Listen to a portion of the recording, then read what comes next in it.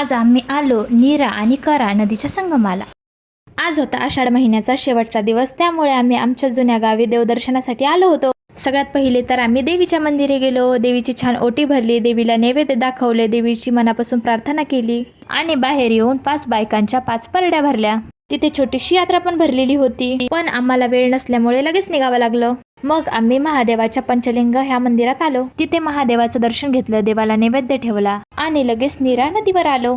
इथं मी नदीची पूजा करते आणि हे बापले कसे नदीचे दर्शन घेते। नदीचं दर्शन घेऊन आम्ही लगेच निघालो नीरा आणि करा नदीच्या संगमाला।